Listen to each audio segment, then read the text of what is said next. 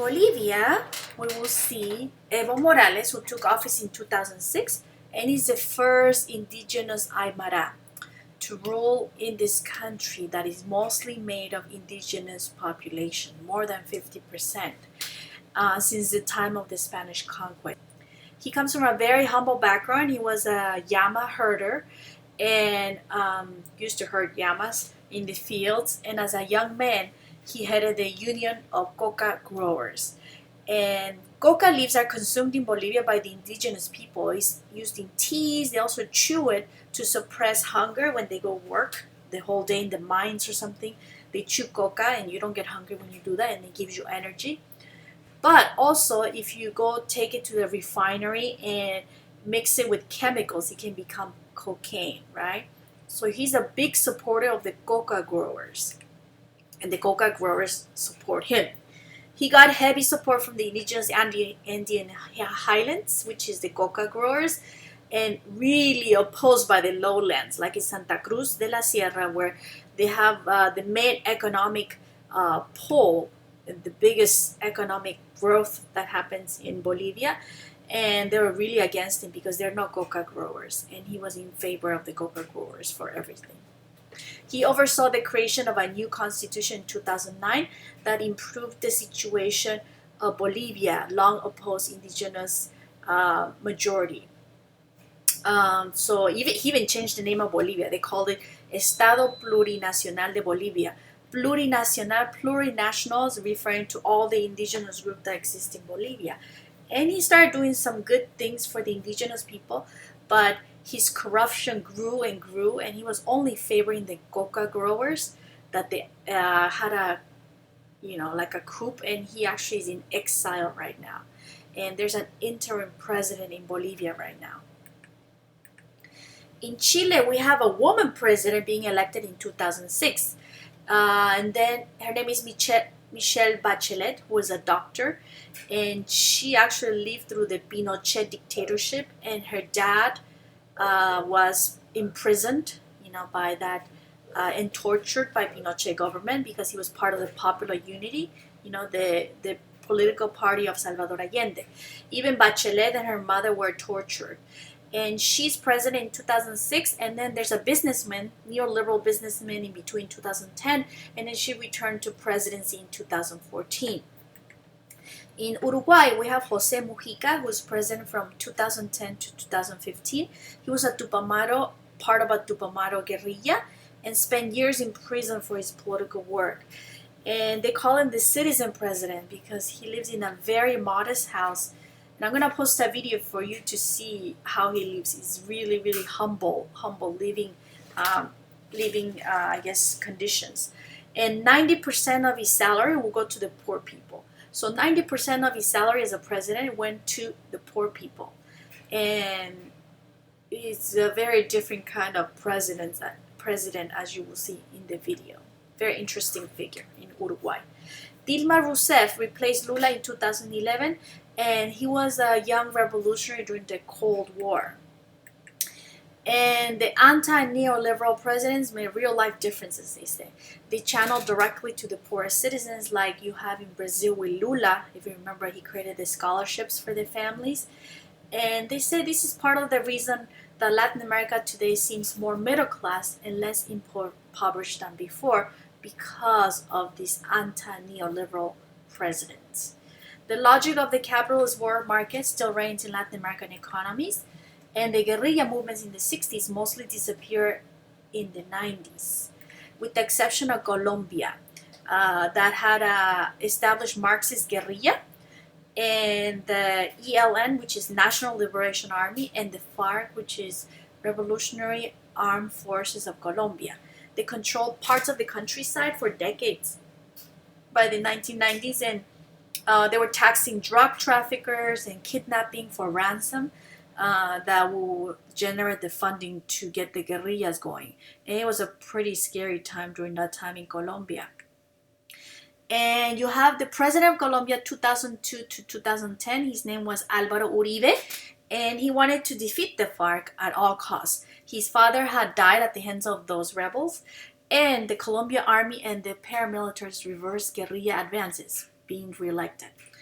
And the guerrillas had been pushed back but not destroyed. Can you imagine? 220,000 Colombians died during that time. 5 million were disappeared by the conflict since the 1950s. Really, really sad. And peace talks resumed in 2012, and it was not completed until 2015. In Mexico, the new Zapatistas, indigenous people in the south of Chiapas, in protest to the NAFTA, right? The North American Free Trade Agreement. And you have the leader, Subcomandante Marcos, who became like a icon, right? With the pipe-smoking Zapatista spokesperson, as you can see in the picture here. And it ruined the image for foreign business. They began low-intensity warfare, arming the village anti-insurgent militias, represented a moral force. So the U.S. is arming a lot of the people to fight against those guerrillas. In Peru, we have the Shining Path insurgency in the highlands led by Abimael Guzman and the Peruvian indigenismo, right, and Inca revival. They began to support coca growing to finance the operations, and he lost momentum with the capture of his leader in 1992.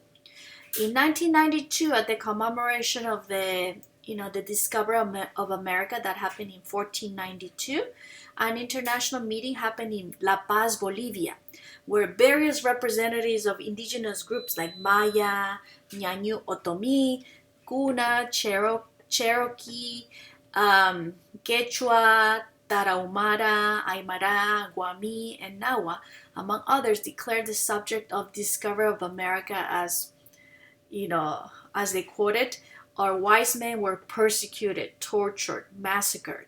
Our sacred books and symbols were destroyed. Our gold and silver stolen. Our territory usurped. So they were not for the name of this Discovery of America celebration, right?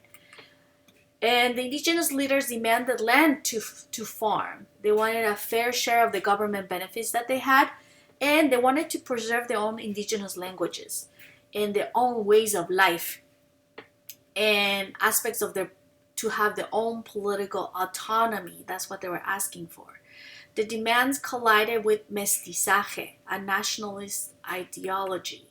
So mestizo nationalism now functions at its worst, as a denial to cover up, they say, discrimination. They want everybody now to adopt the mestizo national mainstream. They want everybody to abandon that indigenous imagery and become a mestizo, And the dark skin color, whether indigenous or African, remain a disadvantage socially, right, at this time. Mestizo describes a lot of people in Latin America, but it also marginalizes others who are not mestizo. For example, you see in the Dominican Republic, there was a strong African descent, right, in the Dominican Republic, excludes immigrants from Haiti who appear too black to be Dominican, which is interesting, right? In Mexico and Central America and the Andes, it excludes indigenous people, pushing them to stop being Indians, and they want them to adopt the mainstream identity, which is the mestizo identity, the mix of races, right? Mestizaje was about creating unity, not about fostering diversity, as you can see here. Interesting concepts. The original sin of social exploitation has not been undone, and the hegemony of the European race and culture remains intact. The transculturation continues. For example, capoeira is a combination of dance and martial arts with the Afro-Brazilian, music, adopted Jamaican reggae and US soul music in Rio de Janeiro. And the young people of the favela have their own version of gangsta rap, they say. So maybe I'll post a video for you to watch what capoeira looks like. Religions mix African and European and Brazilian candomblé, Cuban Santeria, for example, and Umbanda. In 2015, the rise of Protestantism in Brazil, but also from Chile to Guatemala, you have Pentecostals and other evangelical Christian faiths that originated from the United States, infiltrating into Latin America. So before, remember, it was all Catholic, and now all these Protestants are going into Latin America.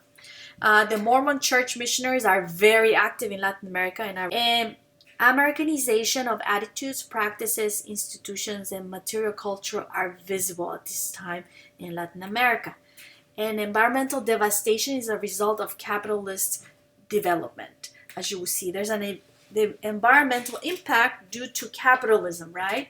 Factories are polluting the air, like the maquiladora production in Mexico. The Amazon rainforest is being stripped by logging, and they're cutting highways into it. They're providing massive mining projects, and the dams, they say the hydroelectric dams flooded thousands of miles of it, destroying the forest. The mercury pollution is due to the gold mining. Drilling the oil in Ecuadorian Amazonia brought devastation, and the forest tribes were wiped out by diseases. Isn't it really sad? And there's erosion due to the deforestation, all the cutting of the trees. And they said that in the 1980s, like 6,000 square miles of forest were disappearing each year. The size of Belgium, can you imagine the size of a country disappearing each year? Clearing the agriculture and ranchers. And later sell the lands to move on with their money, right? And the global capitalism, remember, they always operate on short-term basis, and they create environmental footprint, as you can see in the Amazonian. And you can see the pictures. In the US, people of Latin America descent now compose the country's biggest minority group, representing over a seventh of our total population, you guys. Immigration from Latin America is changing the US culture with Spanish language. You can see it in the television, supermarkets with products, the music, the food, as we can see in Los Angeles, transforming even small towns in the southeastern states like North and South Carolina. And the large-scale immigration creates challenges, creates fears and reactions, and like creating a border wall, right, to keep the immigrants out, having deportation system, and attempts to make limitations on the healthcare and education for the illegal children, right? The Great Recession of 2008 to 2010 has made the immigration to a minimal. Undocumented immigrants that travel back and forth in the past are staying put in the U.S. during this time. And in 2014 to 2015, many minors came unaccompanied by their parents from Honduras, Guatemala, and El Salvador, and they were crossing the borders of Mexico because of the gang violence that happened in Central America, Las Maras, as they call them. It's very interesting. These gangs formed in the United States, and these gangs were deported, and they went viral in Honduras, Guatemala, and El Salvador. So it's kind of something that started in the United States, and as deported them, they went to those countries to form bigger gangs. The Maras extort money by threatening kids with violence and then arranging for thousands of dollars their escape to the U.S. The kids end up locked up, entering the country, and sometimes are held up in, for profit detention centers, and they use the minors in cheap labor to generate further profits. Mexico also has criminal traffic of of drugs, like methamphetamine, marijuana, cocaine, and heroin in the U.S. Cartels compete for distribution rights with violence and decapitation to intimidate business competition.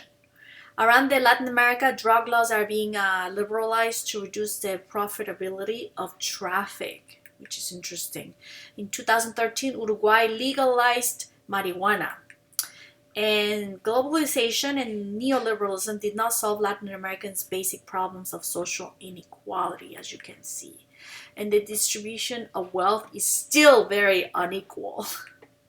Latin America is playing the game of, they say, extractive export boom, reminiscent of the 100 years ago. And they have been hoping that the resulting resources will prepare the countries for the inevitable bust, breaking, and depression, right, economically.